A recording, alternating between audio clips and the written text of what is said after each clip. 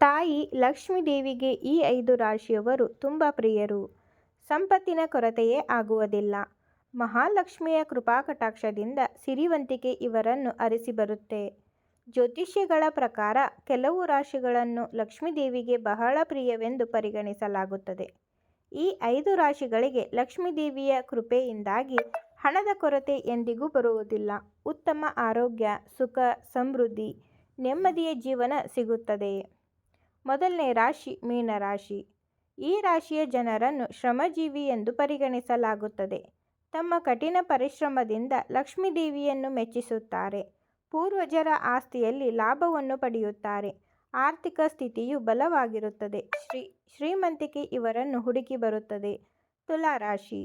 ತುಲಾರಾಶಿಯವರಿಗೆ ಲಕ್ಷ್ಮೀದೇವಿಯ ವಿಶೇಷ ಆಶೀರ್ವಾದವಿದೆ. ಅವರು ಎಂದಿಗೂ ಆರ್ಥಿಕ ಬಿಕ್ಕಟ್ಟನ್ನು ಎದುರಿಸುವುದಿಲ್ಲ. ಯಾವಾಗಲೂ ಸಂತೋಷ ಮತ್ತು ಸಮೃದ್ಧಿಯನ್ನು ಆನಂದಿಸುತ್ತಾರೆ.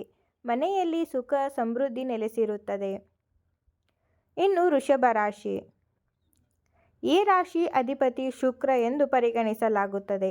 ಆಸ್ತಿ ಮತ್ತು ಸಂಪತ್ತಿನ ಸಂಕೇತವಾಗಿದೆ. ಅಂತಹ ಜನರು ವ್ಯವಹಾರದಲ್ಲಿ ಸಾಕಷ್ಟು ಲಾಭವನ್ನು ಪಡೆಯುತ್ತಾರೆ. ತಾಯಿ ಲಕ್ಷ್ಮಿ ಅವರ ಮೇಲೆ ತನ್ನ ಆಶೀರ್ವಾದವನ್ನು ನೀಡುತ್ತಾಳೆ.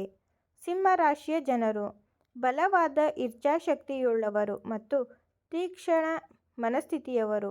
ತಮ್ಮ ಕಠಿಣ ಪರಿಶ್ರಮದಿಂದ ಎಲ್ಲ ಕ್ಷೇತ್ರಗಳಲ್ಲೂ ಯಶಸ್ಸು ಸಾಧಿಸುತ್ತಾರೆ. ತಾಯಿ ಲಕ್ಷ್ಮಿ ಅವರ ಮೇಲೆ ತನ್ನ ಕೃಪೆ ಹರಿಸುತ್ತಾಳೆ. ಹಣದ ಕೊರತೆ ಆಗದಂತೆ ಕಾಯುತ್ತಾಳೆ.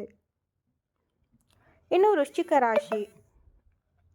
ಈ ರಾಶಿಯ ಅಧಿಪತಿಯನ್ನು ಮಂಗಳ ಎಂದು ಪರಿಗಣಿಸಲಾಗುತ್ತದೆ. ಈ ರಾಶಿಯ ಜನರು ಧಾರ್ಮಿಕ ಕೆಲಸ ಕಾರ್ಯಗಳಲ್ಲಿ ಸದಾ ಮುಂದಿರುತ್ತಾರೆ. ನೇರ ಮತ್ತು ಸತ್ಯವಾದ ಮಾತನ್ನೇ ಹೇಳುವರು.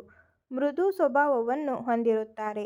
ತಾಯಿ ಲಕ್ಷ್ಮಿಯ ಕೃಪೆಯಿಂದ ಅವರಿಗೆ ಸಂಪತ್ತಿನ ಕೊರತೆ ಇರುವುದಿಲ್ಲ.